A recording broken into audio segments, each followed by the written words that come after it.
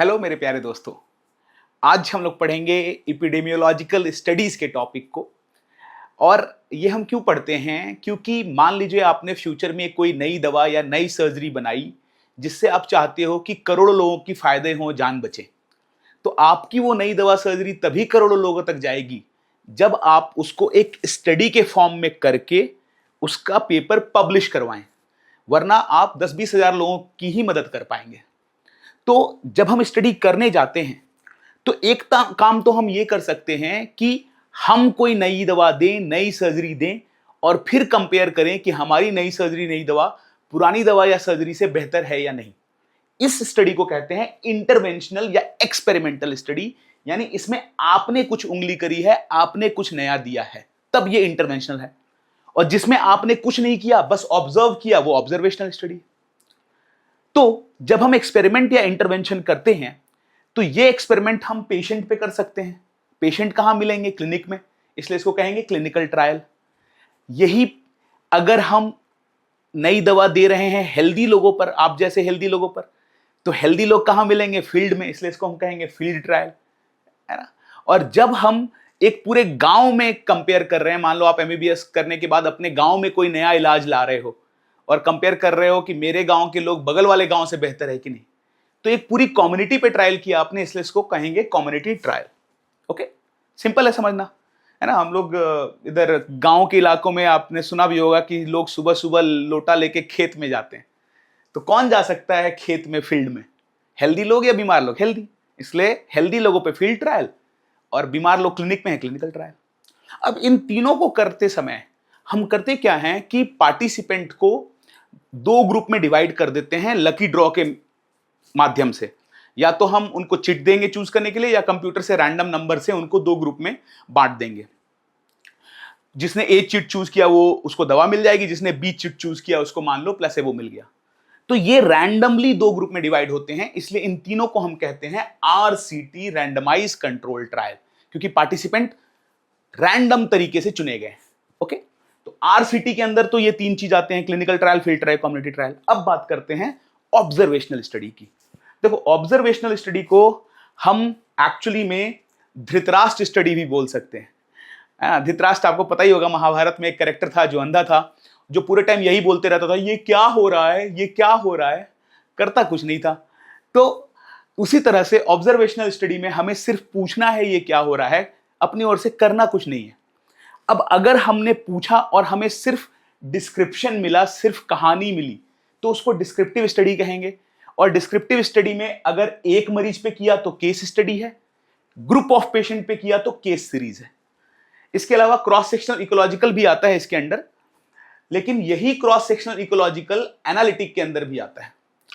Analytic का क्या मतलब है कि हमने सिर्फ डिस्क्राइब नहीं किया है, सिर्फ कहानी नहीं बताई है, बल्कि उस कहानी से कुछ डेटा निकल के आया, उस नंबर, उस डेटा को हमने एनालाइज किया कि भाई कहानी सच्ची है या झूठी है, हाइपोथेसिस एक्सेप्ट करें या रिजेक्ट करें।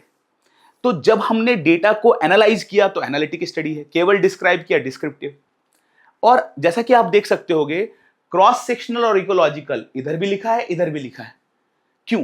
क्योंकि क्रॉस सेक्शनल और इकोलॉजिकल में कहानी भी होती है और उसमें कुछ डेटा भी होता है, उस डेटा से हम एनालाइज भी कर सकते हैं।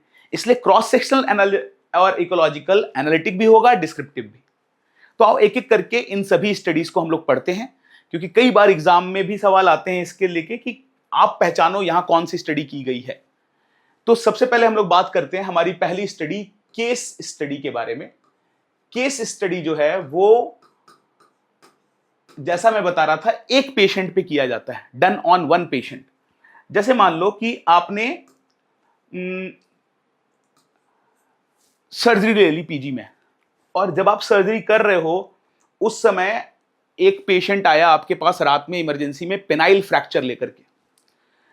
तो पहले तो आपने उस पेशेंट की हिस्ट्री ली कि भाई तुम कैसे हो गया फ्रैक्चर। हिस्ट्री लेने के बाद आपने क्या किया? हिस्ट्री लेने के आपने एग्जामिनेशन करेंगे, एग्जामिनेशन के साथ साथ कुछ इन्वेस्टिगेशन कराओगे उसका, है ना। इन्वेस्टिगेशन कराने के बाद आपने करी उसकी सर्जरी, ट्रीटमेंट किया। सर्जरी करने के बाद या ट्रीटमेंट करने के बाद आप उसको फॉलो अप कराओगे कि वापस आके दिखाना काम कर रहा है कि नहीं, है ना, झंडा फहर रहा है कि नहीं, तो फॉलो अप किया। और फिर आपने प्रोग्नोसिस की बात करी कि मरीज बचा या नहीं बचा। तो ये जो केस स्टडी है, ये सिर्फ हॉस्पिटल का एक पेशेंट का डेटा नहीं है, ये उस पेशेंट की पूरी स्टोरी है कि उसके साथ हॉस्पिटल आने के बाद क्या क्या हुआ। और याद रखना, केस स्टडी को ही हम लोग कहते हैं केस रिपोर्ट। इसीलिए कुछ जो इनकी कंबाइंड स्टडीज होती हैं उनको केयर स्टडी भी कह देते हैं। मान लो मैं 10 तरह के केस स्टडी को साथ में पढ़ना चाह रहा हूं, तो उसको केयर स्टडी के अंडर में लिखा जाएगा। तो एक पेशेंट की जब बात आई तो हम करें केस स्टडी, क्योंकि वो एक केस है। लेकिन मान लो आपने जिस पेशेंट का पेनाइल फ्रैक्चर रिपेयर किया, वो पेशेंट कोई सेलिब्रिटी था, बहुत फेमस, और आपका न्यूज छप गया किसी मैगजीन में और जर्नल में। अब आपको बुलाया गया दिल्ली, वहां आप 3 पेनाइल फ्रैक्चर रिपेयर कर रहे हो, और साथ में दुबई बुलाया गया, है ना, वहां भी 2 पेनाइल फ्रैक्चर रिपेयर कर रहे हो, अल हबीबी। और आप इन 5 मरीज के बारे में कहानी लिख रहे हो कि ये 5 मरीज की हिस्ट्री क्या थी, ट्रीटमेंट क्या दिया, इन्वेस्टिगेशन क्या दिया, प्रोग्नोसिस क्या दिया, तब ये कहलाएगा केस सीरीज। तो क्या कह रहा हूं मैं, केस स्टडी एक पेशेंट का होगा, 1 पेशेंट, और केस सीरीज जो होगा वो 1 और more than 1 group of patient होगा। लेकिन ध्यान देने की बात क्या है कि केस सीरीज हमेशा कॉमन इलनेस के साथ होना चाहिए। जो भी एक ग्रुप हो या एक से ज्यादा ग्रुप हो, लेकिन उनमें बीमारी सेम होना चाहिए, तब उसको केस सीरीज कहेंगे, है ना। तो याद रखना इस बात को कि जो केस सीरीज है वो 1 और more than 1 group of patient के लिए होता है, 1 और more than 1 group of patient. लेकिन ये जो ग्रुप ऑफ पेशेंट हैं, इनकी इलनेस कॉमन होगी, बीमारी सेम होगा, सब के सब। अगर पेनाइल फ्रैक्चर की बात हो रही है तो सब सिर्फ पेनाइल फ्रैक्चर के ही पेशेंट होंगे विथ कॉमन इलनेस कॉमन होगा। ओके, आई होप आप ये समझ रहे हैं।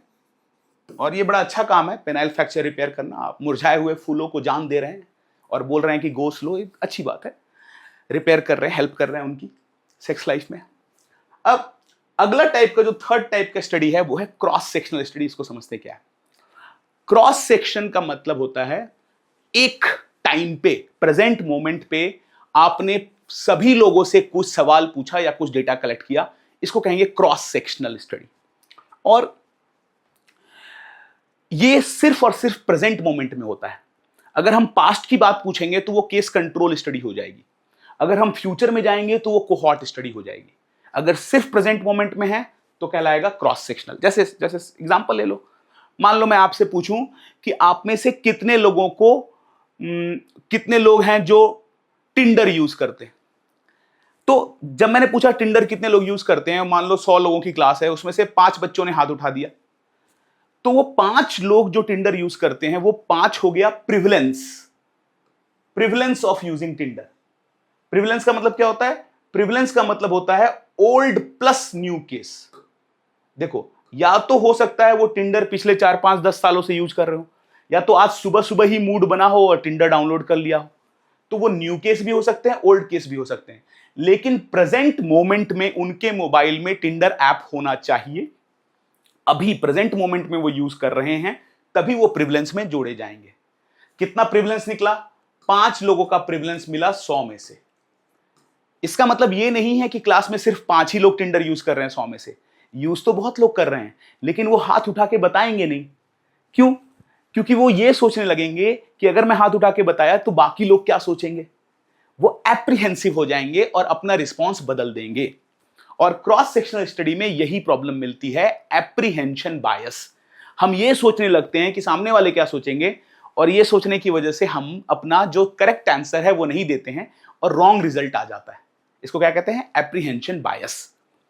तो हालांकि जब भी मैं ये सवाल पूछूं तो हाथ उठा देना चाहिए कि मैं टिंडर यूज करता हूं कि नहीं, क्योंकि मान लो आपने हाथ उठाया और आपके बगल में बैठा हुआ बंदा या बंदी ने भी हाथ उठा दिया, तो मैच यही बन गया ना क्लास में, बिना टिंडर पे गए हुए हैं। तो पूछा जाए तो उठाना चाहिए। इसको एक दूसरे एग्जाम्पल से भी समझते हैं। टिंडर का एग्जाम्पल इसको सिंप्लीफाई करने के लिए मैंने दिया, ताकि आप समझो कि हम सबसे सवाल पूछेंगे और जितने लोगों ने हां कहा वो उसकी प्रिविलेंस हो जाएगी। प्रिविलेंस यानी ओल्ड प्लस न्यू केस। अब देखो एक और एग्जांपल समझो। मान लो मैंने एक क्लास में पूछा कि गैस कितने लोगों को है। अब ये भी एक सवाल है जो लोग जनरली आंसर सच्ची नहीं करते हैं, वो बस गैस चुपचाप छोड़ते रहते हैं, लेकिन दुनिया को बताते नहीं है कि मैंने छोड़ा, है ना।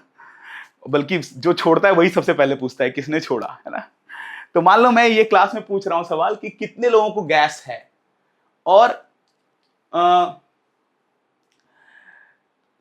क्लास में मान लो 100 बच्चे हैं, 100 में से 50 को गैस की प्रॉब्लम है। 100 में से अगर 50 को गैस की प्रॉब्लम है तो 50/100, 100 में से 50 हो गए प्रिविलेंस। इतने गैस के मरीज हैं। कितने गैस के मरीज हैं? 100 में से 50। अब एक क्वेश्चन से मुझे प्रिविलेंस पता चल गया है, दूसरे सवाल में पूछूंगा ताकि मुझे पता चले कि गैस हो क्यों रहा है, उसके एसोसिएटेड फैक्टर के बारे में पता लगाने के लिए, कारणों के बारे में पता लगाने के लिए। तो मैं दूसरा सवाल पूछूंगा कि क्या तुम सुट्टा फूंकते हो? तो मान लो जो 50 गैस वाले थे बच्चे, उनमें से 20 ने बोला कि हां मैं सुट्टा फूंकता हूं, और जो 50 बच्चे थे जिनको गैस नहीं थी, जब उनसे मैंने पूछा कि कौन कौन हो हाथ उठाओ जो सुट्टा फूंकते हैं, तो उसमें से केवल 10 लोगों ने हाथ उठाया। यानी गैस वालों में कितने लोग सुट्टा फूंक रहे हैं? 20। और बिना गैस वालों में कितना लोग सुट्टा फूंक रहे हैं? 10। तो इस बेसिस पर हम यह पता लगा सकते हैं कि क्या सुट्टा फूंकने की वजह से उनको गैस हुआ है। देखो समझो, हमने क्या किया, पहले पूछा कि स्मोकर्स कितने हैं, कितने सुट्टा फूंक रहे हैं, ये कितना मिला था, स्मोकर मिले थे 50/100। फिर पूछा कितने को गैस है, वो कितना मिला 20/50। 50 गैस में से 20 सुट्टा फूंक रहे थे, तो 20/50 यानी कितना परसेंट हो गया? सोचो, ये हो गया 40%, क्योंकि 50 का 10% 5 है, तो 5 5 4 बार करोगे तो 20 हो जाएगा, यानी 10 × 4 40% है 20 50 का। अब यही बात जब मैं नॉन स्मोकर्स की बात कर रहा था, तो जिनको गैस्ट्राइटिस नहीं था, prevalence of gastritis in non smoker, उसमें क्या प्रिवलेंस था? देखो, उसमें 50 लोगों में 10 लोगों को गैस था। ये 50 वो थे जो सुट्टा नहीं फूंक रहे थे, नॉन स्मोकर थे। इन नॉन स्मोकर में से कितनों को गैस है? 10/50 यानी कितना परसेंट आ गया? 20%। तो गैस टोटल 50 को थी 100 में से, ये प्रिवलेंस था। 50 गैस वालों में से 40% सुट्टा फूंकते थे, और जिन लोगों को गैस नहीं है उसमें से 20% सुट्टा फूंकते थे। तो यहां ये देख के ऐसा लग रहा है कि थोड़ा बहुत एसोसिएशन तो है। जो सुट्टा फूंक रहे हैं उनमें गैस ज्यादा मिल रही है, या फिर गैस वालों में 40% सुट्टा फूंक रहे थे, तो थोड़ा सा एसोसिएशन दिख रहा है। लेकिन जरूरी नहीं है कि ये आंसर भरोसे लायक हो सकता है लोग हाथ उठाने में, आंसर देने में हिचकिचा जाएं और हमारा रिजल्ट खराब हो जाए। हो सकता है बंदा कोई अपनी बंदी के साथ क्लास में बैठा हो और उसने बताया ना हो कि मैं सुट्टा फूंकता हूं, या बंदी फूंकती हो और उसने बंदे को नहीं बताया हो। तो इस तरह से लोग गलत आंसर दे सकते हैं, और क्रॉस सेक्शनल स्टडी का डेटा हमेशा गलत आ सकता है। इसलिए क्रॉस सेक्शनल बहुत भरोसे लायक स्टडी नहीं है, लेकिन इसके करने का फायदा क्या होता है कि हमें प्रेजेंट मोमेंट में कोई भी बात तुरंत पता चल जाती है सबसे पूछ करके। ठीक है, तो हम क्या करते हैं क्रॉस सेक्शनल स्टडी में, एक क्वेश्चनियर तैयार करते हैं। उसमें कई सारे सवाल होते हैं। पहला सवाल यह होता है कि प्रिविलेंस क्या है। जैसे मैं खुद अपने पोस्ट ग्रेजुएशन जब एम्स न्यू दिल्ली से मैंने करी थी, तो उसमें एक सवाल था, क्या आप अंगदान करना चाहते हैं? और 80% हरियाणा की जनता में जहां मैंने सर्वे किया था, उन्होंने कहा था कि हाँ मैं करना चाहता हूं। 80/100 ये आ गया, 100% में से 80 लोग, ये प्रिविलेंस आ गया। फिर अब हम लोग इसके दूसरे कारण पे गए कि क्यों करना चाहते हैं अंगदान। तो उसके लिए हम ये देखना चाह रहे थे कि क्या पढ़े लिखे लोग ज्यादा अंगदान करना चाहते हैं या कम पढ़े लिखे लोग ज्यादा करना चाहते हैं। तो हमारा दूसरा सवाल ये हो गया कि आपका एजुकेशन लेवल क्या है, उससे एसोसिएट करके देखा। यानी क्रॉस सेक्शनल स्टडी में पहला सवाल होता है प्रिविलेंस का, फिर उसके बाद सवाल होते हैं एसोसिएटेड फैक्टर, कि अगर 100 में से 80 लोग अंगदान करना चाहते हैं तो ये कौन से लोग हैं, क्यों ये अंगदान करना चाह रहे हैं और बाकी नहीं करना चाह रहे हैं। एसोसिएटेड फैक्टर भी हम पता लगाते हैं।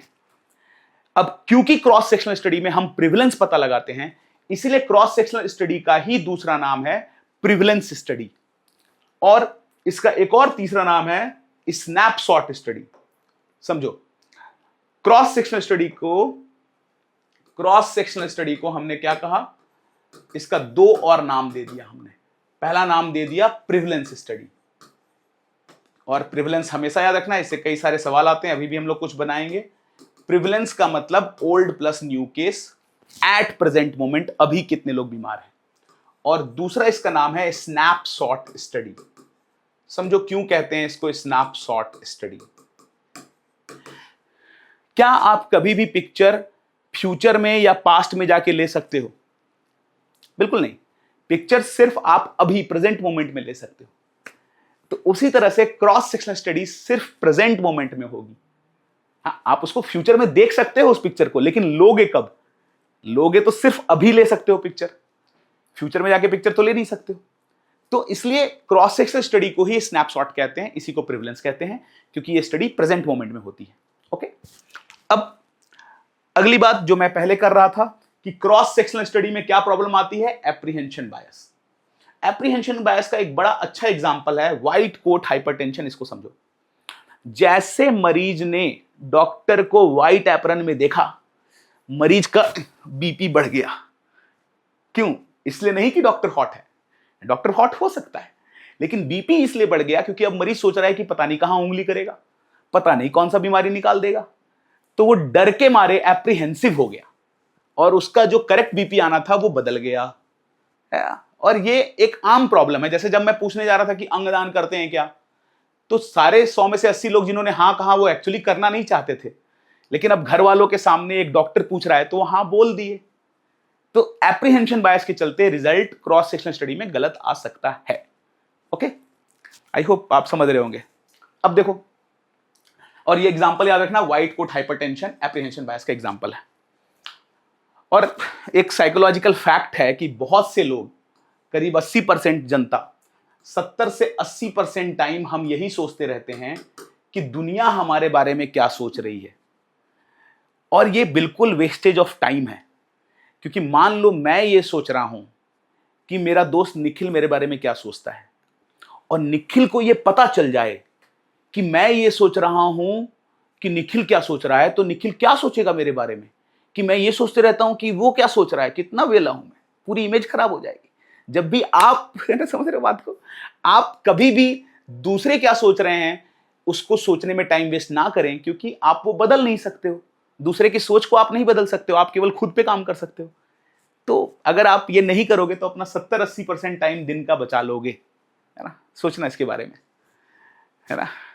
अब अगला है, दूसरे क्रॉस सेक्शनल स्टडी के बाद जो अगली टाइप की स्टडी होती है उसको कहते हैं इकोलॉजिकल स्टडी या को रिलेशनल स्टडी। ये समझो क्या है। क्रॉस सेक्शनल स्टडी में हमने सबसे सवाल पूछा, इकोलॉजिकल स्टडी में हम किसी भी इंडिविजुअल से सवाल नहीं पूछते हैं, डायरेक्ट पूरे पॉपुलेशन का डेटा लेते हैं और उसको अस्पताल के डेटा से कोरिलेट करते हैं, इसलिए इसको कहते हैं कोरिलेशनल स्टडी। जैसे एक कॉमन एग्जांपल देता हूं मैं आपको, आपने भी न्यूज़पेपर में ये हेडलाइन पढ़ी होगी कि कोविड-19 के केस वेस्ट बंगाल और तमिलनाडु में इलेक्शन रैली के बाद 30 से 40% बढ़ गए। तो इस स्टोरी में जो आपने हेडलाइन पढ़ी होगी, कोविड-19 का केस बढ़ा, ये कहां से आया होगा डेटा? ये डेटा आया होगा हॉस्पिटल से। और इलेक्शन रैली का डेटा कहां से आया होगा? इलेक्शन रैली का डेटा इलेक्शन कमीशन से आया होगा, या लोगों ने इन जनरल म्युनिसिपैलिटी से निकाल लिया होगा कि कितना इलेक्शन रैली हुआ है। तो ये इलेक्शन रैली का डेटा कहां से आया? पॉपुलेशन से आया। अब क्या जो भी मरीज वेस्ट बंगाल तमिलनाडु में आ रहा है अस्पताल, आप उससे पूछ रहे ये बे इलेक्शन रैली से आ रहा है क्या? नहीं ना, आप पेशेंट से कुछ नहीं पूछ रहे हो, आपने म्युनिसिपल कॉर्पोरेशन से डेटा लिया, पॉपुलेशन से डेटा लिया और उसको अस्पताल के डेटा से कोरिलेट करके बोल दिया कि इलेक्शन रैली की वजह से केस बढ़ रहे हैं। तो इस तरह की स्टडी को कहेंगे इकोलॉजिकल स्टडी, है ना। एक और एग्जांपल इसको समझते हैं और बेटर तरीके से इसको समझने की कोशिश करते हैं। एक ये अमेरिका में न्यूज़पेपर में ये छपा कि ब्रेस्ट कैंसर के केसेस अमेरिका में फैटी डाइट खाने के बाद से बढ़ गए। जब से फैटी डाइट बढ़ा है, मैकडी, डोमिनोज के स्टोर बढ़े हैं, तब से ब्रेस्ट कैंसर बढ़ रहा है। अब इसमें ब्रेस्ट कैंसर का डेटा कहां से आया? अस्पताल से। फैटी डाइट बढ़ा है, इसका डेटा कहां से आया? पॉपुलेशन से। दोनों को कोरिलेट कर दिया, ये कोरिलेशन या इकोलॉजिकल स्टडी हो गया। लेकिन क्या ये बात पूरे भरोसे लायक है? क्या सभी को अमेरिका में ब्रेस्ट कैंसर फैटी डाइट की ही वजह से हो रहा है? बिल्कुल नहीं। कई सारे फीमेल ऐसी भी होंगी जिनको ब्रेस्ट कैंसर स्मोकिंग से हो गया या फैमिली हिस्ट्री होने की वजह से हो गया। तो इस बात को याद रखना कि इकोलॉजिकल स्टडी में एक बहुत बड़ी प्रॉब्लम है जिसको हम लोग कहते हैं इकोलॉजिकल फैलेसी। इसका क्या मतलब है? सॉरी, इसका मतलब यह है कि जो रिजल्ट इकोलॉजिकल स्टडी में हम पूरी जनता के लिए निकालते हैं वो हर एक इंसान पे अप्लाई नहीं किया जा सकता है। जैसे मैंने बोला कि तमिलनाडु वेस्ट बंगाल में कोविड के केस 30 से 40% बढ़ गए इलेक्शन रैली के बाद। तो क्या सभी लोगों को तमिलनाडु वेस्ट बंगाल में इलेक्शन रैली की वजह से ही कोरोना हुआ था? नहीं, कई लोगों को रिलेटिव की वजह से हुआ था, कई लोगों को इसलिए हो गया क्योंकि वो हवा में ही था, हवा से फैल रहा था।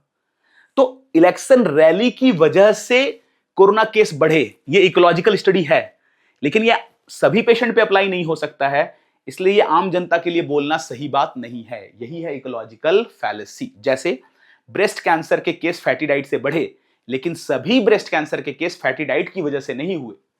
इसलिए ये कहना कि सब लोग जो फैटी डाइट ज्यादा खा रहे हैं इसलिए ब्रेस्ट कैंसर ज्यादा हो रहा है, इसमें एक फैलेसी है, एक गलती है। इसी को कहते हैं इकोलॉजिकल फैलेसी। ओके, तो आई होप आप ये अंतर याद रखेंगे। बड़ा ही ध्यान देने वाली बात है कि क्रॉस सेक्शनल और इकोलॉजिकल स्टडी दोनों जनरली एक पॉपुलेशन पे करते हैं। अंतर क्या है कि क्रॉस सेक्शनल में होगा सबसे सवाल प्रेजेंट मोमेंट में, और कोरिलेशनल या इकोलॉजिकल में होगा किसी से भी सवाल नहीं होगा, सीधे पॉपुलेशन का डेटा लेंगे, हॉस्पिटल से कोरिलेट कर लेंगे। ओके, आई होप ये चारों डिस्क्रिप्टिव स्टडी आपको क्लियर हुई होंगी। अब हम लोग चलते हैं इन चारों डिस्क्रिप्टिव स्टडी के रिलेटेड कुछ क्वेश्चंस बनाते हैं और इसको और बेटर समझते हैं। जैसे देखो, एक तो ये बात याद रखना कि कोरिलेशनल स्टडी में, इकोलॉजिकल स्टडी में, कोरिलेशनल स्टडी में हम पूरे पॉपुलेशन पे स्टडी करते हैं, यूनिट ऑफ स्टडी पॉपुलेशन होता है, जबकि क्रॉस सेक्शनल में यूनिट ऑफ स्टडी इंडिविजुअल होता है। सारे स्टडी में हम इंडिविजुअल पे स्टडी करते हैं, बस इकोलॉजिकल में पूरी जनता पे पॉपुलेशन यूनिट होती है। ओके, अब आओ कुछ इससे रिलेटेड सवाल करते हैं। तो पहला तो एक सवाल जो वो जनरली पूछते हैं वो क्लासिफिकेशन से रिलेटेड सवाल पूछते हैं। जैसे आपको इस तरह का एक सवाल एग्जाम में आ सकता है कि केस सीरीज किसका एग्जाम्पल होगा इन चारों में से? क्या ये इंटरवेंशनल ऑब्जर्वेशनल स्टडी है? क्या ये ऑब्जर्वेशनल डिस्क्रिप्टिव है? क्या ये ऑब्जर्वेशनल एनालिटिक है या एनालिटिक डिस्क्रिप्टिव है? प्लीज वीडियो को पॉज करें 5 सेकंड के लिए, पहले खुद आंसर दें फिर आंसर देखना। ठीक है, क्या आंसर है बताओ बिडू? देखो, पहली बात तो ये कि इंटरवेंशनल में आरसीटी आएंगे जिसमें हमने अपनी ओर से कुछ किया, और केस सीरीज में हम नहीं कर रहे थे कोई इंटरवेंशन। इंटरवेंशन स्टडी सारी आरसीटीज वगैरह थी, है ना, clinical trial, field trial, community trial. तो इंटरवेंशनल वाले दोनों ऑप्शन तो पहले ही गायब हो जाएंगे, एक ही ऑप्शन है वो गायब हो गया। अब देखो, केस सीरीज कहां किसके अंदर आती थी? ऑब्जर्वेशनल के अंदर आती थी। तो बी सही होगा या सी? और ऑब्जर्वेशनल में किसके अंदर आती थी? देखो एक बार जरा क्लासिफिकेशन में वापस जाके देखो। ऑब्जर्वेशनल में देखो, ऑब्जर्वेशनल के अंदर डिस्क्रिप्टिव के अंडर आती है केस स्टडी, केस सीरीज। तो ये केस सीरीज किसकी एग्जांपल हो जाएगी? ऑब्जर्वेशनल डिस्क्रिप्टिव स्टडी का, है ना। अब समझ गया, ऑब्जर्वेशनल डिस्क्रिप्टिव करेक्ट आंसर हो जाएगा। आई होप क्लियर है। अब इसी पे रिसेंट 1 साल के अंदर आईएनआईसीटी एग्जाम में भी एक क्वेश्चन आया है, वो मैं आपको देता हूं। पहले इसका आंसर आई थिंक समझ गए हो। केस सीरीज है ऑब्जर्वेशनल डिस्क्रिप्टिव। उन्होंने सवाल पूछा था कि लॉन्गिट्यूडनल, ऑप्शन यही चारों थे, क्वेश्चन ये था कि longitudinal observational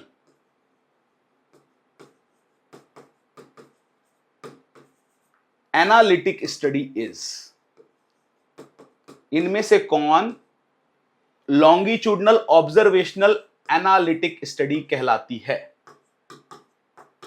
option A option same नहीं था, ऑप्शन अलग थे। क्या क्या ऑप्शन था? ऑप्शन ए, क्या ये हम कोहॉर्ट के लिए कहते हैं? ऑप्शन बी, क्या ये हम लोग केस कंट्रोल के लिए कहते हैं? ऑप्शन सी, क्या हम ये केस सीरीज के लिए कहते हैं? या ऑप्शन डी, क्या ये हम लोग केस रिपोर्ट के लिए कहते हैं, केयर स्टडी के लिए कहते हैं? किसके लिए कहते हैं? तो देखो, केस सीरीज और केस रिपोर्ट तो एनालिटिक नहीं है, डिस्क्रिप्टिव है, इसलिए ये दोनों तो गलत आंसर हो गया। एनालिटिक में दो ही चीज है, कोहॉर्ट, केस कंट्रोल, तो यानी दोनों में से कोई सही हो सकता है। लेकिन लॉन्गिट्यूडनल हम लोग आगे जाके पढ़ेंगे, लॉन्गिट्यूडनल स्टडी कोहॉर्ट का दूसरा नाम है, क्योंकि कोहॉर्ट में हम फ्यूचर में जाके देख रहे होते हैं कि जो 2 सर्जरी करी या जो दवाइयां दी उसमें किस ग्रुप में कितने लोगों में फायदा हुआ, तो फ्यूचर में जाके देख रहे हैं लॉन्गिट्यूडनली, पैरेलली, इसलिए कोहॉर्ट का ही नाम है longitudinal observational analytic study. Okay.